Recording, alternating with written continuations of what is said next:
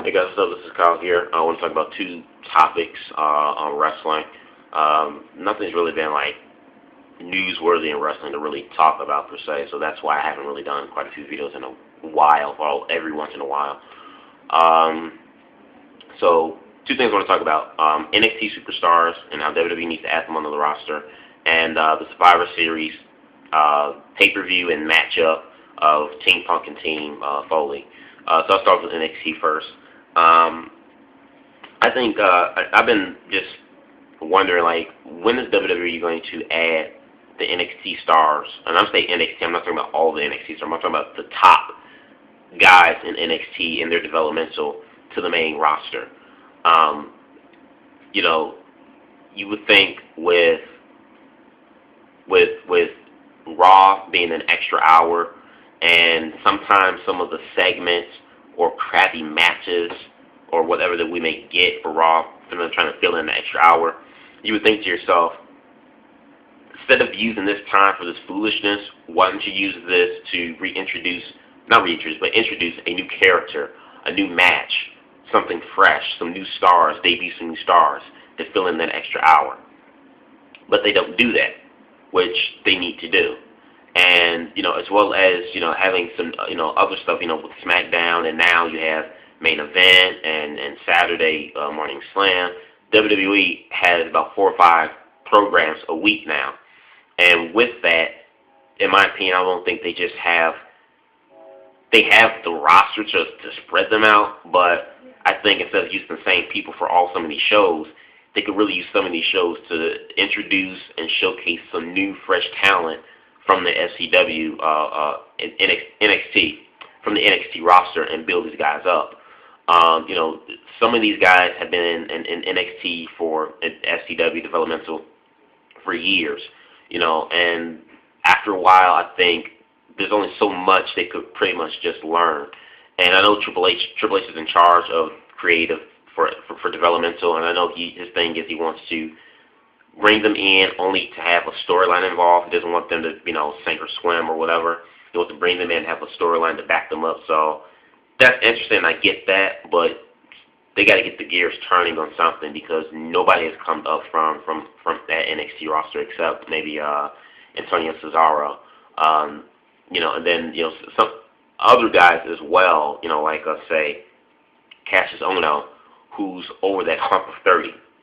He's like 34, 35. It's like he's well seasoned. I mean, what more could you teach him? Sure, you can say he's that WWE are trying to teach him their style in wrestling. I get that. That's fine.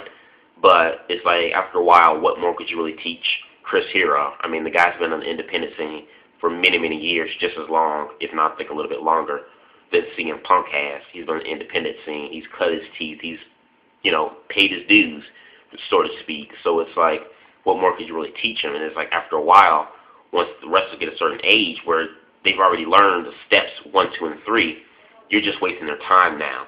And time is just going by, and it's not really fair to them, just letting time go by like that. Then you have guys like, say, Seth Rollins, who in ring work is never been in question. Phenomenal in-ring performer, but one can say that what holds him back and what's had him in developmental for the last 3 or 4 years that he's been there is his lack of charisma and mic skills, which he doesn't really necessarily have. But again, it kind of goes, in a case like that, it's like you have to, if Seth Rollins can't learn, or if you can't teach him how to talk the talk, you're going to have to put him out in the field and just kind of give him a test run. Give him put him in that sink or swim. Sometimes you have to put people in that sink or swim scenario. You can't carry them by the hand all the way. And maybe Seth Rollins is one of those type of guys where you have to put him out in that field to sink or swim a little bit, sort of, for him to pick up and learn some things himself. If not, you're just wasting his time trying to teach him something that he's not going to be able to pick up on. Or, maybe there may be something else about some other unique quality or something that the fans can get attracted to and get behind. You look at Jeff Hardy. Jeff Hardy is not a phenomenal mic skill. Jeff Hardy cannot talk on the mic at all whatsoever. He cannot put butts in seats just based off mic skills. But what gets Jeff Hardy over is his deranged, kind of, weird look. Definitely is defying, stunts and stuff that he pulls in the ring. So there are other things besides just having charisma or mic skills that attracts people to the wrestler and to get that wrestler over. Seth Rollins, to me, seems to be one of those kind of guys. So he's another one I think is just a waste of just having him sit there. Dean Ambrose has a look, has a character, has a mic skill. What are they waiting for? Put him on the main roster. Introduce him to the audience. And for no doubt, I know WWE knows that these guys are internet darlings. And so sometimes I wonder, are they having these guys in development for so long because they know the internet wrestling community or the IWC want these guys on the roster as soon as possible, and they kind of just holding them back just to be spiteful towards the IWC? Is WWE doing that? I mean, I don't know. I think they are sometimes to a certain degree. I think they're kind of being spiteful sometimes just because these are internet darlings, and the internet wrestling community think these guys are all that, but we're going to show you, we're going to keep these guys in developmental and mold them our way. I don't know. So you guys give me your thoughts on that. And then last but not least, Team Mick Foley versus Team Punk. In my opinion, a lot of people complain and saying these are the same guys who fought each other week after week on Raw and then on the pay-per-view Hell in a Cell. I get that. I got it. But in my opinion, this team they have is not bad. This is a much better team to me for Survivor Series than last year. And even though there was really no build-up, in terms of them picking out the team members per se, there was some type of story or some type of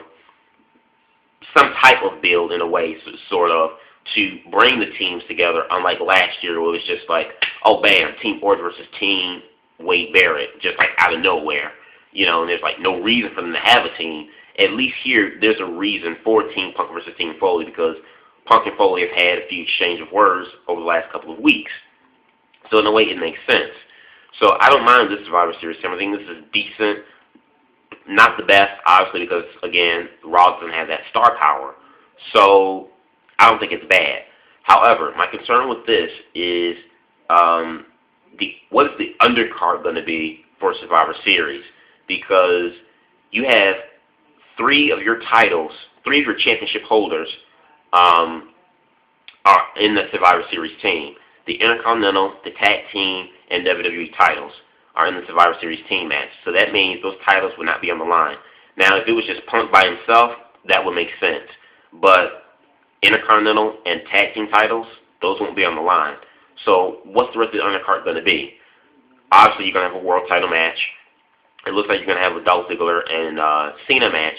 And you're going to have a United States Championship match they'll just throw on there. Okay, so if you have the Survivor Series main event here, but then these other three matches are your undercard, that looks like a scary card so far for Survivor Series. It really does. It looks scary as hell. It's like, what other matches are they going to add onto that roster? And this is why, again, WWE, bring in some new stars and stuff like that, because everyone that's potentially in the Survivor Series team that's going to possibly be in the undercard are the same people we've seen every week after week on SmackDown and on Raw, constantly, every time, and yet they've done nothing with anybody else. They could have built Tenzai, they could have built Wade Barrett, put them on, something.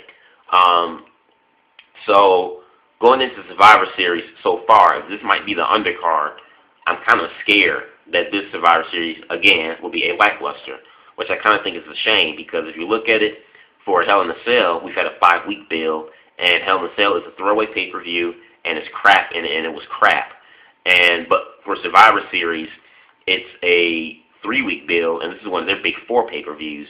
Honestly, in my opinion, I think that Hell in a Cell should have had the 3-week build.